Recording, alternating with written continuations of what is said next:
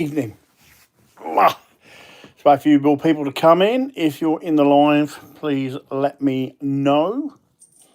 No doubt my son, who is downstairs. I've got family over, so I'm residing to the boudoir. I guess we'll just have to see how many people join. I mean, there's only one at the moment. I mean, we have more than that, I'm sure of it. But anyway, I'll just give it a couple of minutes. Oh, there. Well, if you're new to this channel, I'm Mike. This is Fisherman's Blues. All about Ipswich, all about football in general, really. So enjoy if you like it. Like, subscribe. I've had a few more subscribers this week, which is really good. Hit that notification bell. So every time I do a live or any notification or upload any new videos, you will see them. And hopefully you enjoy... hopefully you'll enjoy what I've got to offer. Anyway, Coventry going to finish third. I said, son, put your money where your mouth is, and I'd be up for it. Anyway, listen. There we are. The boys, Burnsy. Oi, less of the green and yellow. My old mate. Good to catch up yesterday, bud. Catch up with my old mate, Burnsy, down the lake. We had a good chat. Good to catch up with him. Hope you all have a good Christmas. Anyway, let's talk about what we're here for. Christmas present for Ipswich. Ipswich 3, Sheffield Wednesday 1. And we will talk about the game. Obviously, Ipswich lined up, but pretty much how we should have been lining up for quite some time. Nunes in the 10, Capri, O'Shea. We'll get on to O'Shea in a bit. Furlong, Davis at the back. Mattisey, Jens Kajus in the midfield. And McAteer, man in the match. We'll get on to him as well in a bit. And obviously, Nunes in the 10. Agali on the right. Philogene on the left. And Mr. Hurst up the middle. Now, it was a bit of a torrid start, wasn't it? Let's be honest. First half was terrible. It just really wasn't great. It wasn't a great watch. It wasn't, enough. I mean, O'Shea was oh shit. Very much so. He was. I just cannot see for the love of money where he is a captain of his club, because there is no leadership on that pitch, and it really frustrates me. And so look, Sheffield Wednesday had the opportunities. They fluffed their lines. And I like Sheffield Wednesday fans. I thought they were brilliant. I genuinely thought they were brilliant. They know they're going down. They know they've got a points deduction. They know they're going to be playing League One next year. But they come to the ground. They gave it a good go. Gave a good sing-song. And Dino's, hello, good evening, Dean. How you doing? Couldn't string two passes together in that first half. Two, I don't know if we can manage one at certain points in that game. And Kipre, obviously, so O'Shea overran the ball. Kipre gets back and saves his blushes. And then, bang, Kipre in the first half, superb header. For me, brilliant player, brilliant centre-back. Everything that we need from a centre-back. And then, so, everything's hunky-dory. We go 1-0 down, 1-0 up, sorry. And we go to half-time, and you think, please, God, let the second half be better. And to be fair, it was. It was a lot better. I thought Kajus had his best half in the town shirt that I've seen for a long time. I thought he was very good. Him and Mattisey were working well. I think the thing is with Kajus, he's a bit of a luxury player. He's just got to do the right things right. He's just got to do them things right by going forward with the ball, because he can. He's now getting forward more, which is what we want, because he can't defend. Let's be fair. So he's getting the ball. He's being more creative with his play. He's getting forward more. And I just feel that if we can just play with him in that role, and he can keep keep his position, Jack Taylor would have to sit on the bench. And then obviously we go to the second half. Philogene comes up with a absolute, another one of his picked that out of the net moments where he's in on goal and on that left hand side, bang, the keepers think he's going to go past it. You see what's happened there. He's beat him on his near side, I guess, near post. But anyway, it's 2-0, and you think, right, there's floodgates are now going to open up. And as Graham take, evening, Graham, how you doing, bud? Burnsy, current owner out, Delia Smith in. Well, I'll tell you what, I would, that ain't never happening. Burnsy, I'd be more worried about what Arsenal are not going to do this season again. So, anyway, Graham, you're right. Nearly a Baganski because, they had opportunities to score and they did. Corner, low corner, very, very strange corner. And we didn't clear our lines, fell to their play, and he did what any good player does. Just absolutely levers it, goes in the back of the net, 2-1 Sheffield Wednesday. And you're thinking, oh my God. It just wasn't great. And it was on O'Shea's side. He should have been picking play. O'Shea wasn't great for me. And then we had Jack Clark come on, made some changes. Jack Clark came on. £12 million Maka O'Dear came on. And, it wasn't pretty. So first of all, talk about Kipre. For me, man of the match. I thought he was outstanding yesterday, but he was a class above everyone else, other than probably Jens Kajus. I think he was a close second for man of the match. Hurst went off injured in the first half. Well, I think Hurst times it conveniently every Christmas now, isn't it? Oh, I've injured, so that's it. I spend time at home with the family. And Azon comes on. Oh my God, Azon as another player. Jesus Christ, Azon comes on. Honestly, he's like a racehorse on crutches. That player, he really is. He's like he wants to run, he wants to play football, but his legs don't, or he just got no idea. He really is like a racehorse on crutches. Awful at times. Certainly not what we need. I'll answer that in a minute. Graham, I don't feel sorry for Greaves because he has had opportunities, but he's not been consistent enough for me. Look, it'd be interesting to see whether, look, this is the thing, you see. I would have dropped O'Shea a long time ago because, he weren't playing particularly well. Then he had 3 or 4 games where he thought, finally he's being a bit consistent. But then, again, his touch, his play, his vision is just like, oh. So it might be an idea to maybe try Greaves and Kipre, but no, not while he's got that armband on. Is he going to be dropped anytime soon? So, that is what it is there. I didn't think Furlong did particularly wonderful things, but I didn't think he did anything bad, so he's a good solid 6. Kipre, man of the match, 8. Kajus, a good 7.5. Hurst, a 4.5. Azon, a 3. A 2. A 2. I mean, a 2. Bless you. Sorry, a 2.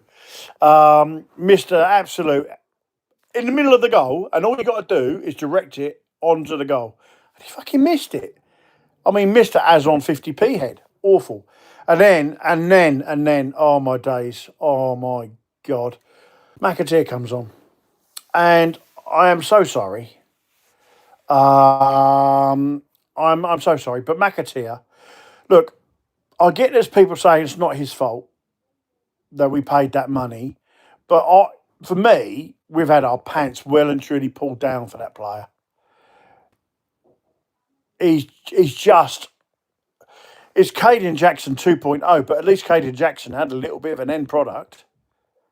Do you know what I mean? And scored some goals and done something. Running around like a headless chicken, which is what McAteer does, offers nothing. Very, very poor player. Let's have a look. Some people join me. Shane, how you doing, bud? I'm good. Good. Ashley Young on TV today. The only reason Ashley Young's at Ipswich is because his boy's here in the youth side. So Martin, good evening, buddy. Where are you boys in the league? Playoffs possibility? I always said that we are probably playoffs. My boys seem to think that Coventry are going to fluff their lines and finish third. Yeah, I think they need to lay off the alcohol, if I'm brutally honest. But it's their opinion; they're entitled to it. Shane says Kajusco's missing for big parts of the game. I didn't think he went missing yesterday for the first time, Shane, if I'm honest. I thought he had probably one of his best games in the town shirt. He just needs to be more consistent in that role.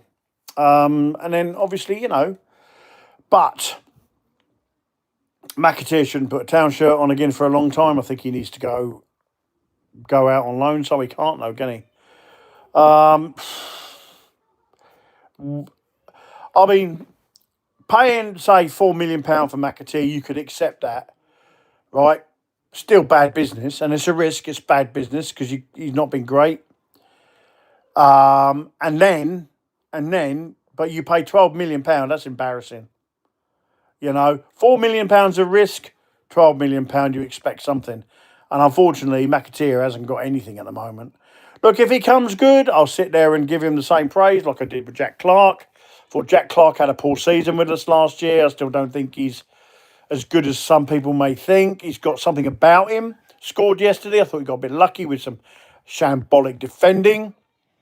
Dino says, yeah, good header off the line by Kajus. Yeah, it was. Very good. And I think, look, we are currently sitting third in the league. Let's get this, let's put some perspective on this, right?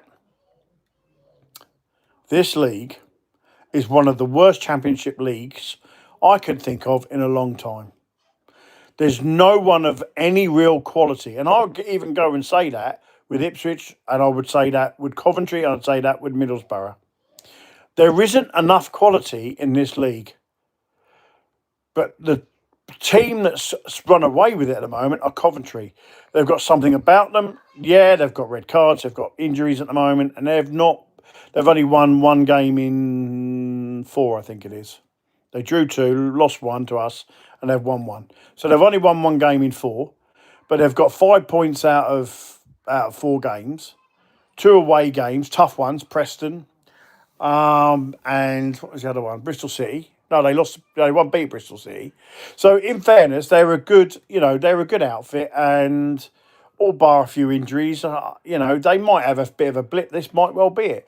But I think going forward, I think they're going to be okay. I think they'll see the season out, and they'll probably go up to the Premier League. And good luck to them. Coventry have been in the doldrums for many, many years.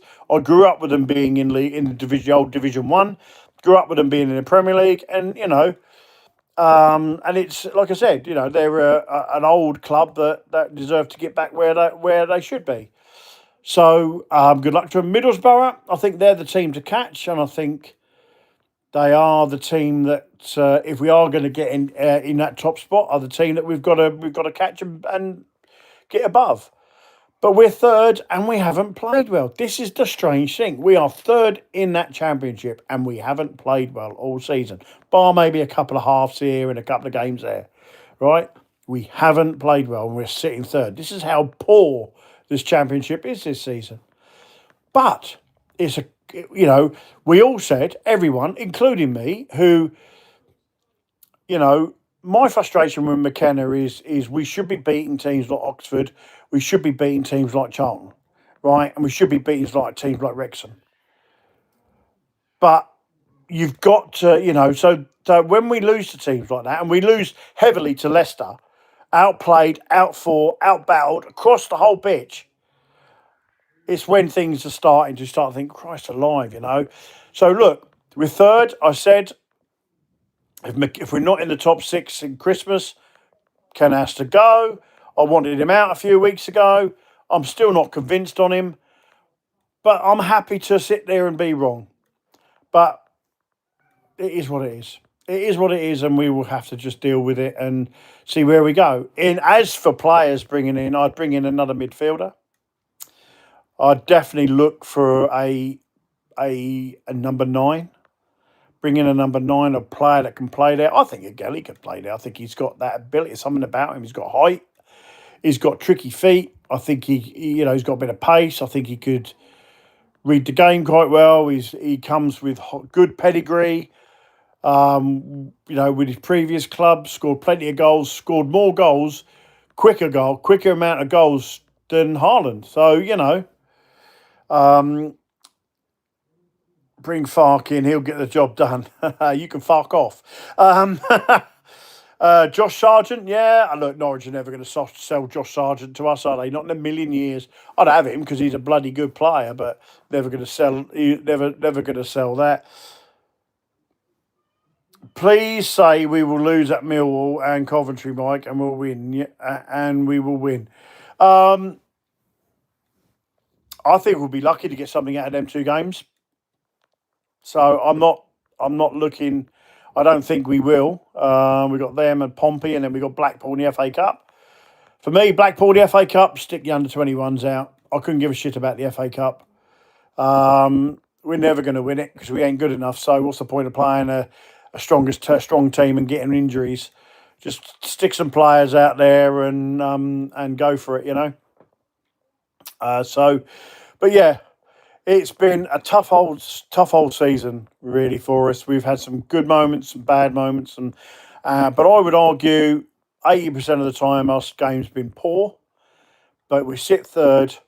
Every one of us would have taken that at the start of the season. And as much as I like to moan, other fans like to moan. People don't agree with what I say. That's fine. It's up to you guys. But we are third at Christmas. And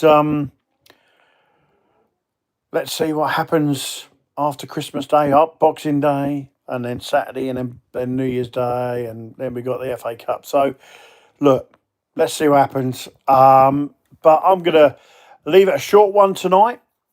And hopefully you guys all out there have enjoyed what I've given. Obviously, I know a lot of you like to see me rant, so you tend to get more views when we lose because you like to hear me absolutely go on one, lose my head, as people call it. But it leaves me to say, really, listen, look, thanks ever so much for subscribing, for those who have. Thanks ever so much for watching my podcasts.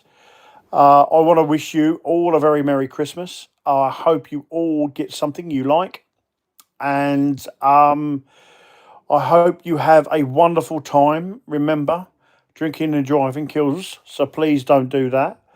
If you're going to have a drink and you're driving, throw the keys away and do not drive, because it is important this at any time, really. But a good laugh, Mike. Graham, I love you, mate. Thank you so much. So you all have a very good Christmas, and I will see you after Christmas, which will be, I might do it. You know what?